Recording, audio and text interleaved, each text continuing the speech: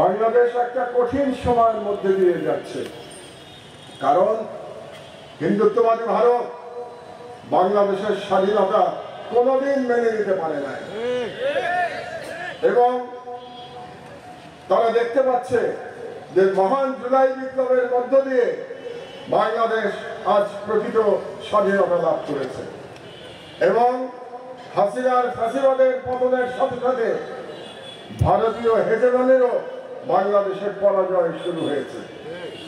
এটা তাদের পক্ষে মেনে নেওয়া সম্ভব হচ্ছে না বলেই 5ই আগস্টের পর থেকে তারা নানা রকম ষড়যন্ত্র চালিয়ে যাচ্ছে এবং বর্তমানে যে ষড়যন্ত্র চালাচ্ছে সেটা আপনারা সবাই অবহিত আছেন যে তারা সংখ্যালঘু কার্ড খেলবার অপচেষ্টা করে যাচ্ছে।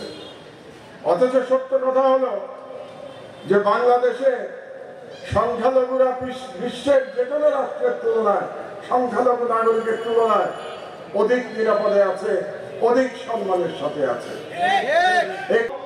কয়েকদিন আগে আমাদের একজন আইনজীবীকে চট্টগ্রামে ইসকনের সন্ত্রাসীরা হত্যা করেছে, অথচ বাংলাদেশে হিন্দু নাগরিকেরা নিরাপদে আছে। এই আজ কদিন আগে চট্টগ্রাম আদালতে যে ঘটনা ঘটে গেছে, এটা যদি ভারতে ঘটতো উল্টোটা কোন মুসলমান সন্ত্রাসী যদি কোনো হিন্দু আইনজীবীকে হত্যা করত, তাহলে এতদিনে ভারতে মুসলমানদের রক্তের হোলি খেলা শুরু হয়ে যেত। কিন্তু বাংলাদেশে আমরা হিন্দুদের সর্বরকম নিরাপত্তা দিয়ে আসছি এবং আমাদের আলেম ওলামাবৃন্দ তাদের প্রত্যেকটি বক্তৃতায় তারা হিন্দু নাগরিকদের নিরাপত্তা দেওয়ার কথা বলে যাচ্ছেন অব্যাহতভাবে। আর উল্টো দিকে ভারতে তথাকথিত হিন্দু সাধুরা প্রকাশ্যে মুসলমানদের হত্যা করার দাবি জানায়।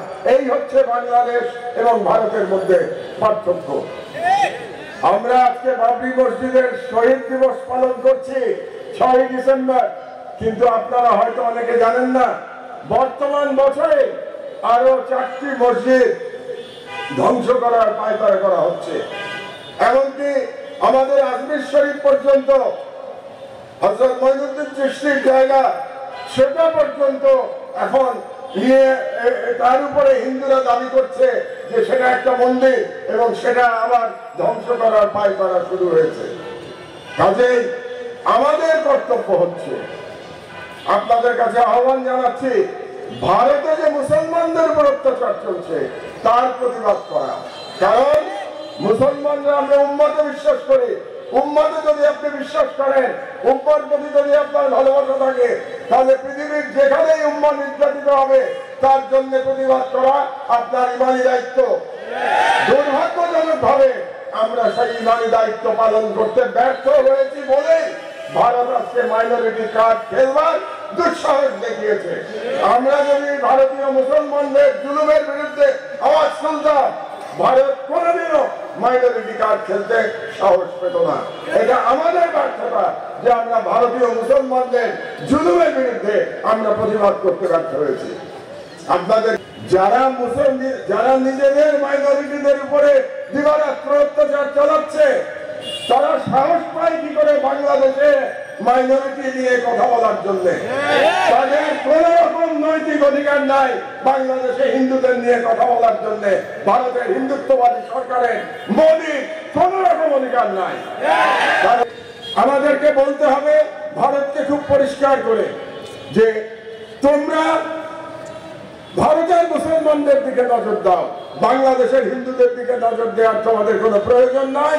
কারণ বাংলাদেশের হিন্দুরা বাংলাদেশের নাগরিক এবং বাংলাদেশের নাগরিকদের রক্ষা করা আমাদের সংখ্যাগুরু, আমরা মুসলমান, আমাদের পবিত্র কর্তব্য এবং সেই কর্তব্য আমরা পূর্বেও পালন করেছি, এখনো পালন করছি, ইনশাআল্লাহ ভবিষ্যতেও পালন করে যাব।